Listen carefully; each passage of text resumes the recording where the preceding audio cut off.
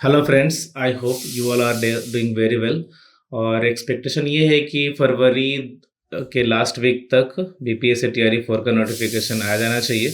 Computer science में हालांकि हमेशा कम ही सीट रहता है, लेकिन देखते हैं इस बार का क्या स्थिति रहता है। अभी तक तो कंफर्म नहीं किया गया कितना सीट है।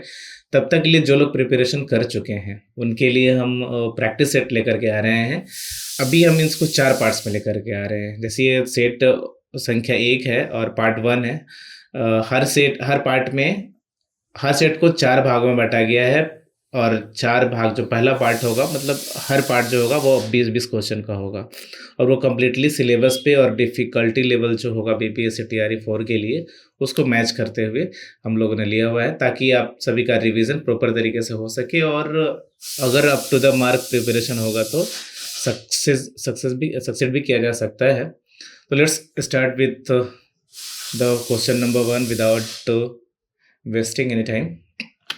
पहला क्वेश्चन है, which of the following is a volatile memory? ROM, flash memory, RAM, more than one of the above और none of the above.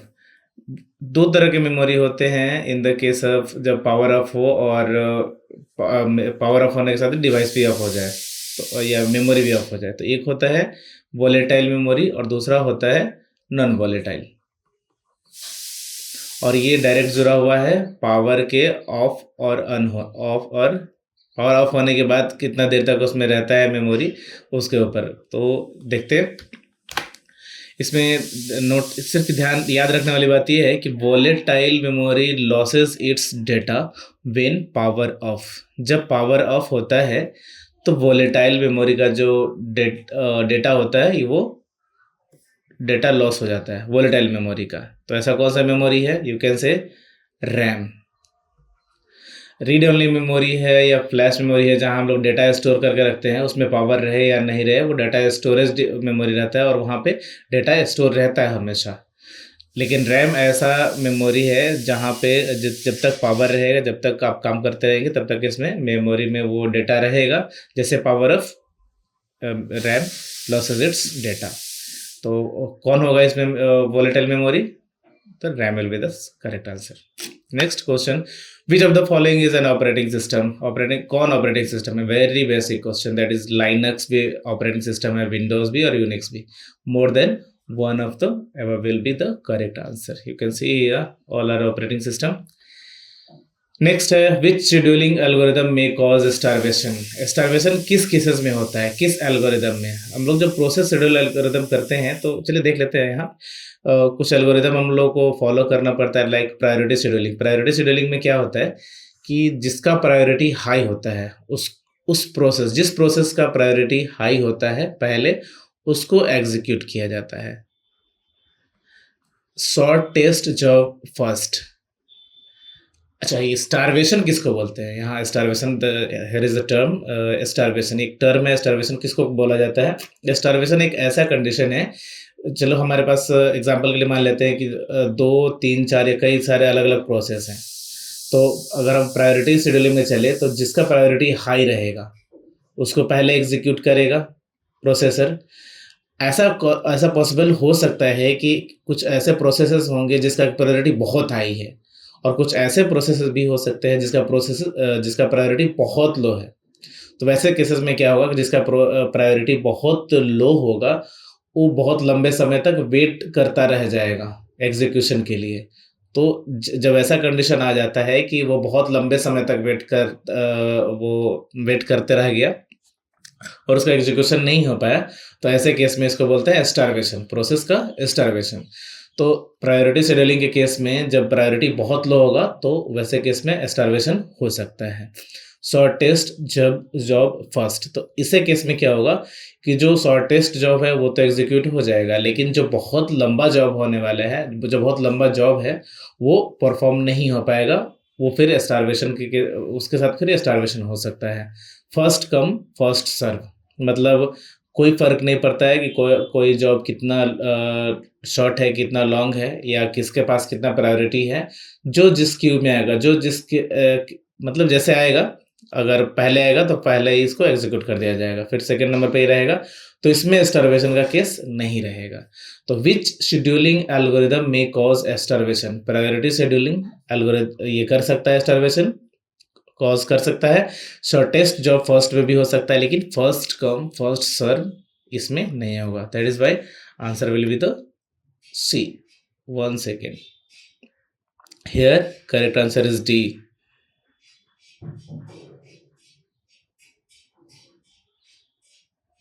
Sorry, यहाँ पे क्वेश्चन ये था कि कौन कौन स्टार्वेशन कॉज कर सकता है, तो first come first job first serve में स्टार्वेशन नहीं होगा, लेकिन बाकी दोनों में तो स्टार्वेशन होगा ना।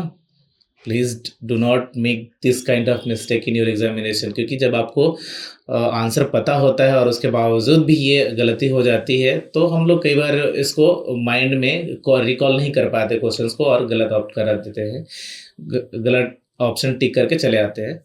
तो ऐसा नहीं करना है। तो इसमें क्या है, पूछ रही कौन कौन सा जो एल्गोरिदम है वो स्टार्वेशन कॉज कर सकता है, तो ए और बी है ना जो स्टार्वेशन कॉज कर सकता है, तो ऐसे केसेस में आंसर डी होगा। ठीक है, नेक्स्ट है which property must be A primary की सेटिस्फाई। अच्छा, प्राइमरी की का प्रॉपर्टी क्या होता है? यूनिकनेस, यूनिक तो होना ही चाहिए, नल वैल्यू नहीं होना चाहिए। प्राइमरी के में ये भी होता है कि नल वैल्यू भी नहीं होना चाहिए, 1 वैल्यू पर रिकॉर्ड, ये तो खैर कोई ज़रूरी नहीं है, लेकिन ये यूनिकनेस और नॉट नल होना ज़रूरी है। दैट इज वाई यहाँ भी क्या होगा answer D, more than one of the above. Primary की के केस में क्या क्या होना चाहिए? यूनिक होना चाहिए, नॉट नल होना चाहिए, सिंगल वैल्यूड होना चाहिए। ये 1 वैल्यू पर रिकॉर्ड में कंफ्यूज नहीं होइएगा। वो जो एट्रीब्यूट होगा उस एट्रीब्यूट में सिंगल वैल्यूड होना चाहिए वो, इसलिए मोर than one of the above होगा। या इस क्वेश्चन के केस में ए और बी करेक्ट आंसर होगा। चलते हैं नेक्स्ट क्वेश्चन पे। विच normal form removes partial dependency? First 1NF में क्या होता है, 2NF में क्या होता है? ये NF का मतलब होता है नॉर्मलाइजेशन फॉर्म।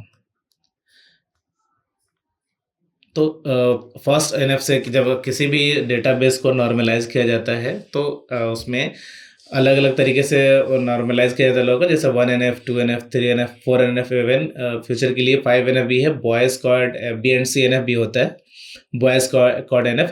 तो मेनली 1, 2 और 3NF से क्वेश्चंस पूछे जाते हैं, तो इसको याद कर लीजिए। 1NF में क्या होता है?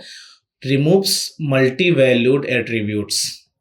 2NF में क्या होता है? Removes partial dependency. और 3NF में क्या होता है? Removes transitive dependency.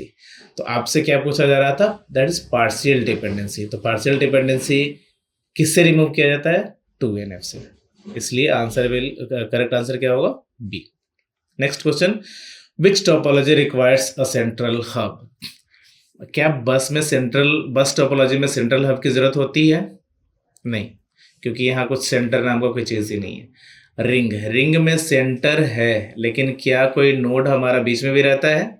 नहीं, कोई ऐसा नोड नहीं रहता रिंग में जो कि सेंटर में रहे और सबसे कनेक्ट रहे, तो फिर वो रिंग टोपोलॉजी बचेगा नहीं। उसके बाद आता है स्टार। तो स्टार में क्या होता है? ये ऐसे इस तरह से कुछ होता है, इसका नोड यहाँ रहेगा, नोड यहाँ भी रहेगा, नोड यहाँ भी रहेगा, और एक नोड बीच में भी रहेगा, मतलब सेंटर। तो किसको सेंट्रल हब का जरूरत पड़ता है? तो बोल सकते हैं यहाँ पे स्टार को। आंसर सी सही होगा। Star topology connects all nodes to its central hub switch. Bus and rig do not use hub. Which logic gate outputs 1 only when both inputs are 1? 3 cases होते हैं, मतलब एंड और not जो 3 basic है cases, एक होता है and, दूसरा होता है और तीसरा होता है नॉट। इसके बाद ही इसको यूज़ करके और भी गेट्स बनाए मतलब लॉजिक गेट्स बनाए जाते हैं। तो मेनली ये 3 गेट्स होते हैं। एंड में क्या होता है?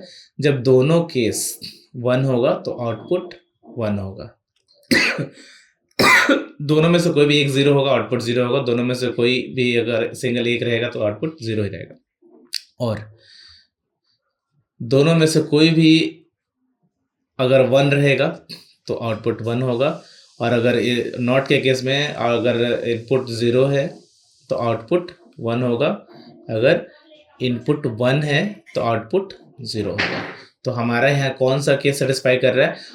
Which logic gate outputs 1 only when both inputs are 1? You can say and. And is the correct answer. And get output 1 only when a is equal to 1 and b is equals 1. Which number system has base 8? किस number system का base 8 होता है? आप सभी को पता है, binary 2, octal 8, hexadecimal 16। तो ऑक्टल का होगा 8। आंसर बी दिया हुआ है। Next, which data structure works on FIFO principle? FIFO, first in first out. कौन सा डेटा स्ट्रक्चर काम करता है फीफो प्रिंसिपल पे? स्टैक काम करता है last in first out, that is LIFO. एक दूसरा कैसे बोल सकते हैं? First in last out, FILO। Q काम करता है फर्स्ट इन फर्स्ट आउट। और ट्री तो खैर इसका स्ट्रक्चर ही कुछ ऐसा होता है ये, तो इसमें फर्स्ट इन फर्स्ट आउट का ऐसा कुछ नहीं रहता, इसका अलग तरीका होता है। जब आप इसको डिटेल अगर आपने पढ़ा होगा तो आपको पता होगा इसको कैसे ट्रैवर्स करते हैं या कैसे विजिट करते हैं, कैसे एग्जीक्यूशन होता है इसका। तो ऐसे केसेस में हम देख लेते हैं कि ऑप्शन क्या है हमारा यहाँ, correct option that is B, first in first out. ये क्यू में होता है, स्टैक में लीफो होता है।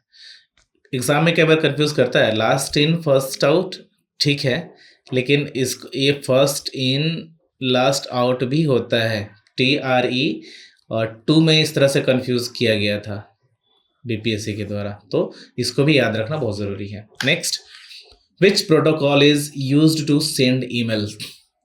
SMTP, that is switch mail transfer protocol. इसमें मेल है, मेल के लिए ये होता है फाइल ट्रांसफर प्रोटोकॉल और हाइपर टेक्स्ट ट्रांसफर प्रोटोकॉल। ये फाइल ट्रांसफर के लिए यूज किया जाता है, ये मेल के लिए, और ये यूज किया जाता है वेब पेजेस के लिए। तो हमारे लिए करेक्ट ऑप्शन आंसर क्या होगा? That is SMTP। SMTP is used for sending mail. FTP क्या करता है? ट्रांसफर्स फाइल्स, और HTTP transfer web pages. Next ये है कि ये सारे जो MCQ हम करा रहे हैं या जो भी सेट प्रैक्टिस हम करा रहे हैं, इसका वीडियो लेक्चर और ये PDF नोट्स भी क्वेश्चंस के साथ आपको अवेलेबल मिल जाएगा। आप चाहें तो उसके लिए आपको बस एक ऐप डाउनलोड करना पड़ेगा, easy minds app. Play store से भी डाउनलोड कर सकते हैं, आपको इजी माइंड्स सर्च करना होगा बिना स्पेस के, ध्यान रखिएगा यहाँ स्पेस नहीं होगा इजी माइंड्स के बीच में। प्ले स्टोर से सर्च करके डाउनलोड कर सकते हैं। दूसरा तरीका ये भी है कि इस नंबर पे, ये नंबर दिया हुआ है स्क्रीन पे आपके, इस नंबर पे हाई व्हाट्सएप करेंगे, हाई टेक्स्ट करेंगे तो आपको व्हाट्सएप पे इसका लिंक मिल जाएगा ऐप डाउनलोड करने के लिए। यहाँ पे मैंने कुछ लेक्चर्स भी डाले हुए हैं जहाँ से आप यूटिलाइज कर सकते हैं, अलग अलग टॉपिक्स का भी लेक्चर्स यहाँ पे डाला हुआ है। नेक्स्ट है, विच मेमोरी इज फास्टेस्ट? कौन सा मेमोरी फास्टेस्ट है इन तीनों में? Cache will be the correct answer, क्योंकि मेमोरी का जो सीक्वेंस है इन तीनों में हम बता दे रहे हैं सीक्वेंस क्या होगा। हार्ड डिस्क सबसे स्लो होगा इन तीनों में, इससे फास्ट रैम है, और रैम से भी फास्ट है कैशे भी पढ़ते कई लोग। आंसर ए होगा। ऑर्डर देख लीजिए, सब स्पीड ऑर्डर क्या है? अगर रजिस्टर इसमें ऑप्शन रहता तो वो रजिस्टर करेक्ट आंसर होता। तो रजिस्टर सबसे फास्ट होता है, उसके बाद कैशे होता है, उसके बाद रैम, और उसके बाद डिस्क, चाहे वो कोई भी हो। डिस्क को सेकेंडरी मेमोरी बोलते हैं और रैम को प्राइमरी मेमोरी बोलते हैं। Among options cache is the fastest. Which of the following is a primary memory? Yes, अभी जस्ट मैंने बताया कि प्राइमरी मेमोरी रैम को कहा जाता है, बाकी ये है सेकेंडरी मेमोरी। तो करेक्ट आंसर बी होगा, रैम। नेक्स्ट ऑप्शन है, प्राइमरी मेमोरी, यहाँ पे रैम और रोम भी दिया हुआ है, तो इसको आप याद कर लीजिएगा। Hard disk and pen drive are secondary storage. Deadlock requires which conditions? Deadlock के लिए कौन कौन कंडीशंस की ज़रूरत होती है, डेडलॉक के लिए कौन कौन से कंडीशंस की ज़रूरत होती है, मतलब क्या क्या कंडीशन रहेगा तब डेडलॉक होगा। Mutual exclusion, hold and wait, circular wait. ये डेडलॉक होता क्या है? जब टू या मोर प्रोसेसेस ऐसे कंडीशन में, ऐसे लूप में फंस जाते हैं कि दोनों में से कोई भी एग्जीक्यूट नहीं हो पा रहा है, तो ऐसे कंडीशन को हम लोग बोलते हैं डेडलॉक कंडीशन। दो केस होता है, ये तो कहता है या तो पहले आप एग्जीक्यूट हो जाइए या फिर पहले आप एग्जीक्यूट हो जाइए, या फिर ऐसा भी होता है कि पहले हम एग्जीक्यूट होंगे फिर पहले हम एग्जीक्यूट होंगे, और होता कोई नहीं है। तो ऐसे केसेस में जब कोई एग्जीक्यूट नहीं हो पाता तो इस केस में डेडलॉक कंडीशन आता है। और डेडलॉक कंडीशन के लिए 4 कंडीशन जरूरी होते हैं। ये पहला है mutual exclusion, hold and wait, no preemption और सर्कुलर वेट। यहाँ पे नो प्रीम्पशन सिर्फ नहीं दिया हुआ है, बाकी सारे कंडीशंस दिए हुए हैं। तो option D will be the correct answer, more than one of the above. Which key is used to link two tables?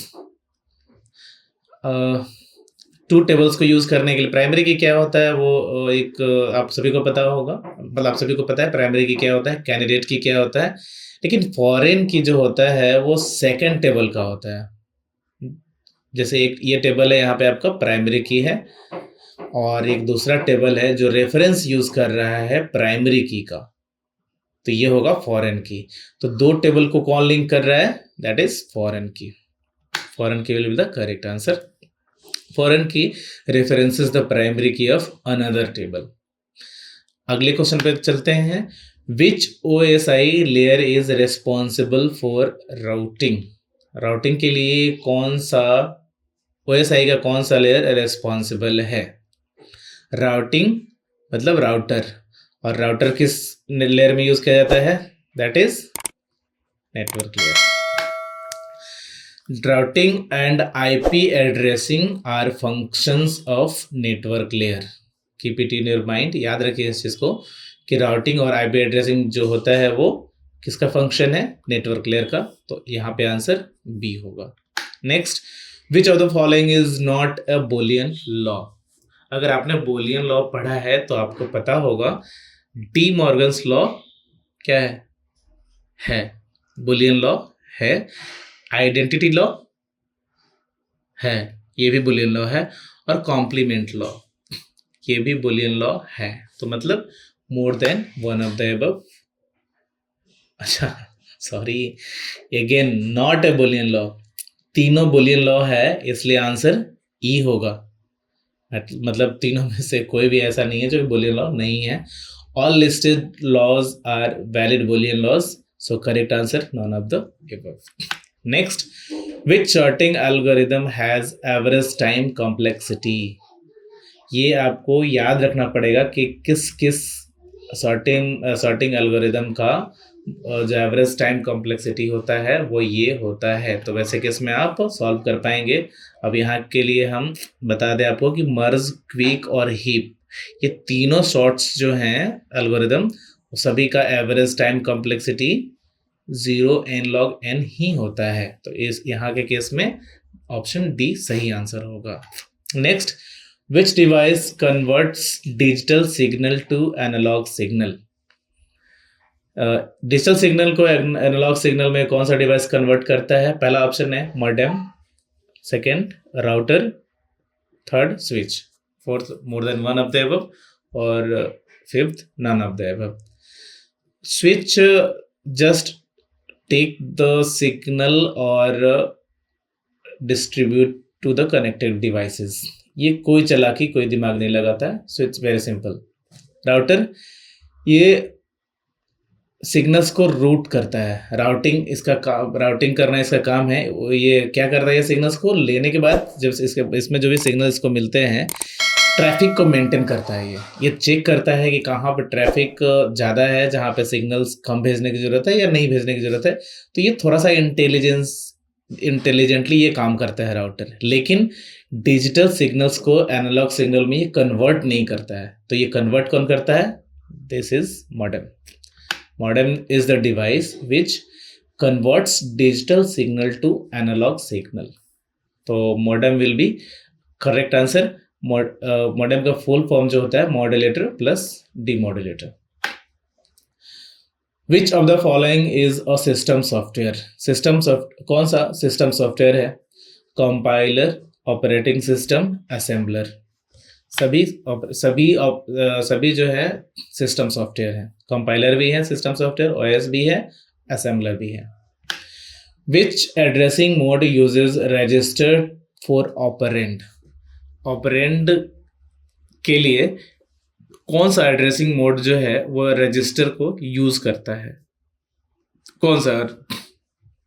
तो बस रजिस्टर यहाँ है, रजिस्टर के लिए रजिस्टर देखते हैं, सही आंसर मिल जाएगा। Registered addressing mode stores operand in CPU register. तो ऐसे आंसर यहाँ पे C will be the correct answer. तो आज के लिए 20 क्वेश्चन था, और अगर आप लोग का रिक्वेस्ट रहेगा और या फिर आप लोग चाहेंगे तो हम पर सेट में, मतलब एक सेट में 80 क्वेश्चन तो हम रखते ही हैं। अगर आप चाहें तो कमेंट में हमें बता सकते हैं, क्या एक सेट में, सॉरी एक पार्ट में, ये तो पहला पार्ट था, पार्ट 1 था, तो क्या पार्ट 1 में मोर देन 20 क्वेश्चन हमें रखना चाहिए? अगर मोर देन 20 क्वेश्चन तो कितना तक आपके लिए चलेगा? 25, 30? क्योंकि जितना ज़्यादा क्वेश्चन रहेगा, जितना ज़्यादा सवाल रहेगा इसमें, उतना ज़्यादा टाइम कंज्यूमिंग होगा। तो अब आप देख लीजिए, अगर आपके हिसाब से, अगर आपका कमेंट इस तरह का आता है कि 25, 30 या 40 तक आप लोग कंफर्टेबल हैं, तो हम हर एक पार्ट में 40 क्वेश्चन भी लेके आ सकते हैं। तो आज के लिए बस इतना ही। Thanks for watching the video. Have a nice day and keep learning very well.